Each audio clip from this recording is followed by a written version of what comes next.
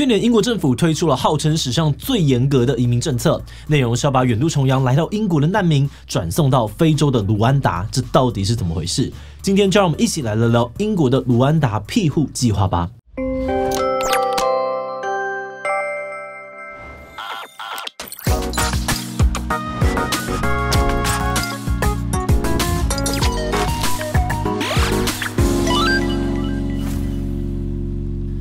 Hello， 大家好，我是志奇。在过去，英国庇护帮助了很多的难民，让他们能够远离母国的战火迫害。但近年，英国政府却不断的缩紧移民规定，甚至还立法要把偷渡的英国难民送去卢安达。这个被媒体称作英国史上最严格的移民政策，引发了很大的争议。不仅英国在野党跟社会舆论大力批评，包含了联合国欧洲人权法院，甚至是英国当地法院也通通都跳出来挡认定政策违法。但即便被舆论挞伐，被法院阻挡，英国政府还是坚持要推动这项计划，誓言要让卢安达计划的航班起飞。到底英国政府为什么坚持要推行这个计划，又为什么是送去卢安达呢？在开始今天讨论之前，先让我们进一段工商服务时间。你已经受够乱七八糟、老是打结的充电线了吗？那千万不要错过 Mac Cable 磁 C 线。他们研发出独家的磁力卷收专利技术，让磁力可以包覆整条充电线，只要随手一卷就能够固定，这样直接丢进包包里面也不会轻易散开，而且还可以依照需求调整大小跟厚薄。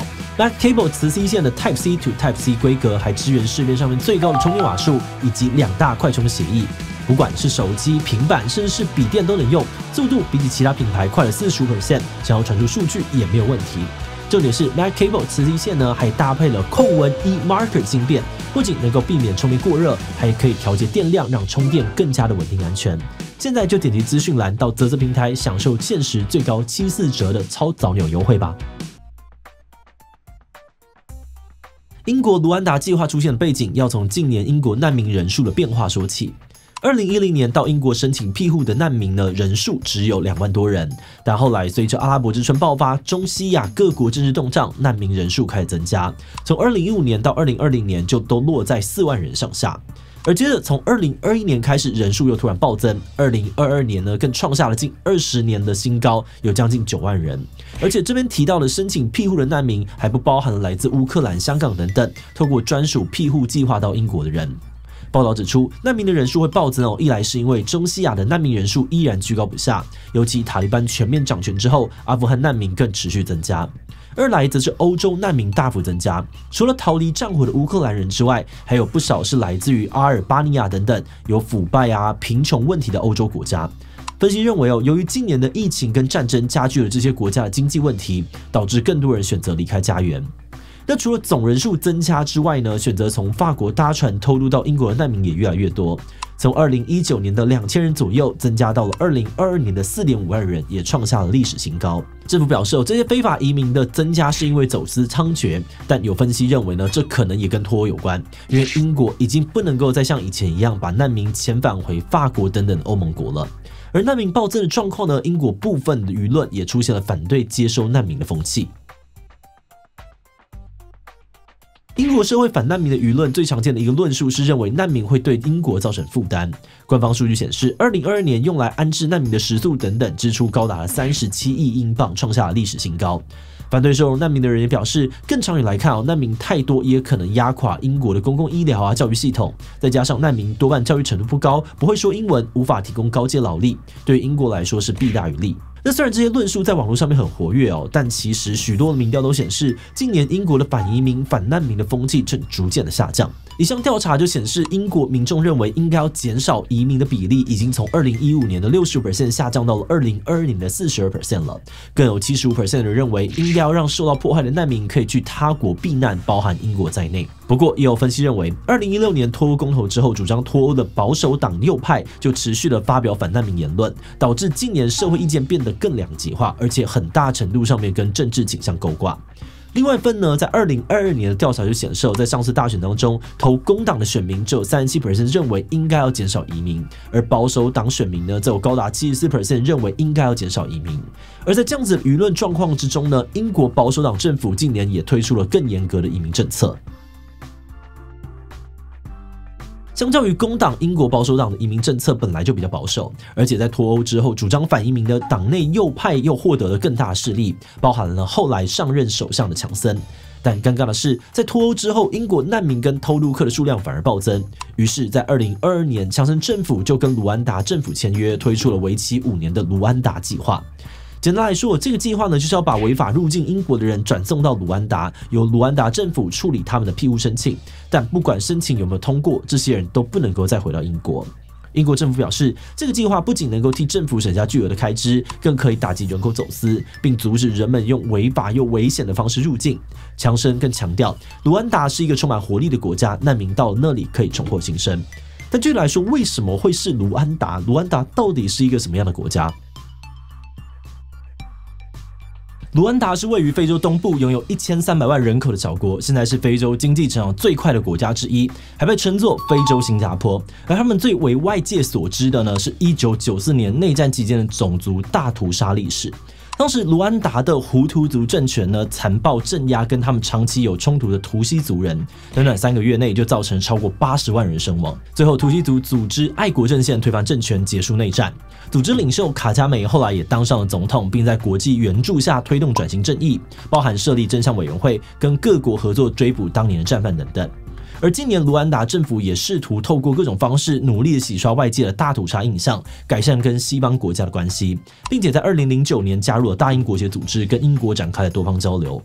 此外，早在跟英国合作之前呢，卢安达就已经收容了来自非洲各国大约15万名的难民，也曾经跟以色列政府有过类似的合作，接收从他们转送过去的难民。有分析认为，对于卢安达政府来说，这种难民计划的合作呢，是一个跟西方国家打交道的筹码；而对于英国政府来说，他们也希望能够达成政治承诺，解决国内的难民问题，等于是对双方都有好处。不过，这样计划公布之后，却遭到了大量的批评。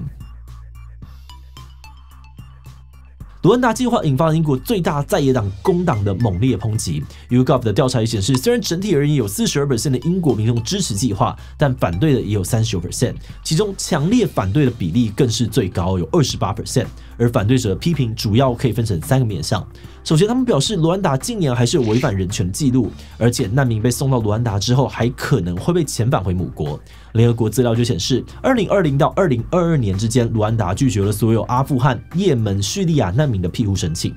第二是认为这样政策弊大于利。工党就表示，澳洲也推出过把难民转送到邻近岛国的政策，但成本意外的高，光是一位难民呢就要花至少170万英镑。而且2022年英国内政部的评估报告也显示，平均把一位难民送去卢安达的成本，会比让他留在英国4年的成本高出6.3万英镑。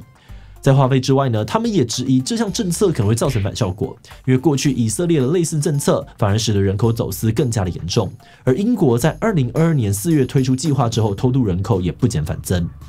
最后，还有许多人表示，澳洲跟以色列的类似政策呢，后来都因为违法争议而被当地的法院叫停了。而英国的卢安达计划也违反了英国欧洲人权公约跟联合国难民公约，所以根本就行不通。而他们也说对了，卢安达计划上路之后，很快就因为违法问题而遇到重重的难关。在公布计划之后，英国政府也很快就安排好了第一架的前送航班，但就在班机起飞的前一刻，欧洲人权法院颁布了紧急禁制令，直接挡下了航班，并且要求卢安达计划要先经过英国法院的全面评估才能够实施。结果这样计划呢，就从那个时候开始暂缓执行到现在，也就是说，英国目前还没有把任何的难民送到卢安达。而在多次法庭攻防之后，2023年的11月，英国最高法院做出了最终判决，5名法官一致判定卢安达计划不合法，理由是卢安达的人权记录不佳，不能够被视为安全第三国，推行计划呢可能会让难民受到不人道的对待，或者是被迫回到母国。此外，最高法院表示，卢安达计划不仅违反了欧盟的人权法规，也违反了至少3项英国法律。但即便被最高法院宣布违法，英国政府却不打算放弃。现任首相苏纳克更马上就推出了新版卢安达计划，打算再次的闯关。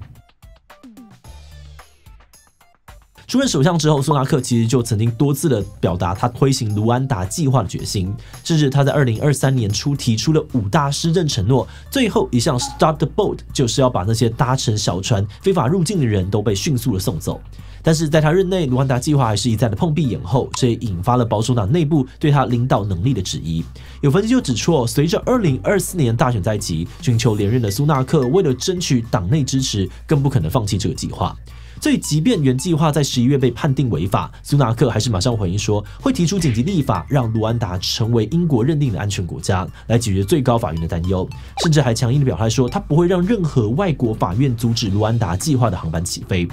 而到了12月中，英国就已经跟卢安达签了新的合约，禁止他们把英国送去的难民遣返回母国。此外呢，苏纳克提出的新版卢安达计划草案也已经获得了下议院2读通过，内容呢更允许英国官员可以忽视欧洲人权法院阻挡遣送航班的禁止令。不过这个草案呢，还要经过2024年初下议院的3读以及上议院的审议才可能生效。有意见认为，卢安达计划本来就是因应社会问题而推出的，背后有一定的民意基础，才能够在由民选产生的下议院顺利的通过2轮表决，因此呢，应该也能够顺利的通过接下来程序。不过，更多分析则是持相反的意见哦。他们表示，下议院2读时呢，赞成跟反对的票差其实很小，而且保守党内部的意见分歧也很严重。有20几名右派的议员呢，就认为草案太过软弱，无法确保计划顺利推行，而没有投票。许多右派更放话说，如果不把草案改得更强硬，他们就会投反对票，那么草案就会有很高的几率不会通过。但是右派的主张呢，却让保守党内的温和派非常不安，担心强硬推行这个计划会害英国违反国际法。那分析也指出，要是草案改得更严，不仅可能引发温和派议员集体弃票，也恐怕更难在世袭贵族组成的上议院获得绿灯。那除了法案会不会过关之外，有些分析也表示，目前保守党内部右派和温和派的内斗严重，可能会让工党在2024年大选当中取得优势。那要是最后工党胜选，卢安达计划就很可能会被彻底的废除。这次在整理脚本的时候，我们最好奇的点是，为什么民调明明显示英国社会对于难民的接受度更高了，政府还是坚持要推行这样子的政策呢？那原因除了前面有分析提到的社会意见的分化，让保守党政府想要透过这个政策来守住既有的选民，我们觉得或许也是因为这个议题的情绪价值很高，而这个部分也可以从之前脱欧公投的情况来看。其实，在公投之前，很多民调也显示支持留欧的人更多，但最后却是脱欧获胜。有选后分析认为，这是因为脱欧派实际去投票的人更多，而脱欧派的投票率之所以更高，可能是因为他们对于这个议题的情绪更强烈。换句话说，比起单纯的立场、看法，情绪拥有更强大的动员能力。那回到这一次的难民议题来说，保守党政府的策略或许也是同样的概念。在推动卢安达计划时，很多政治人物似乎也主打情绪价值，发表了比较煽动的言论。那么觉得这背后的目的，与其说是改变反对者的想法，或许更在于激起支持者的情绪，让这个情绪能够转化成选票。那么觉得这种做法虽然能够让议题获得更多的关注，但也可能让社会意见更两极化，导致后续的议题沟通变得更加的困难。回过头来看呢，台湾也即将面临大选，那么觉得或许英国的例子也是一种及时的提醒，让我们有机会去观察跟思考，怎么在一次次的选举分化当中，跟不同的立场的人找到互相沟通的方法吧。好的，那最后呢，也想来问大家，如果你是英国人，会支持卢安达计划吗？支持自己都水深火热了，很难再帮助难民吧？尤其呢，他们偷渡本来就违法，比反对难民也是别无选择才冒险偷渡，应该要帮他们想想办法。所以不一定我觉得要看难民去卢安达之后的实际状况才能够判断。其他留言分享你的想法吧。最后，如果你喜欢今天的影片，欢迎分享出去，让更多人知道英国的卢安达计划。此外呢，也可以点击这个地方看看台湾难民法以及比利时反移民事件。那么今天的这一期就到这边告一段落，我们就明晚再见喽。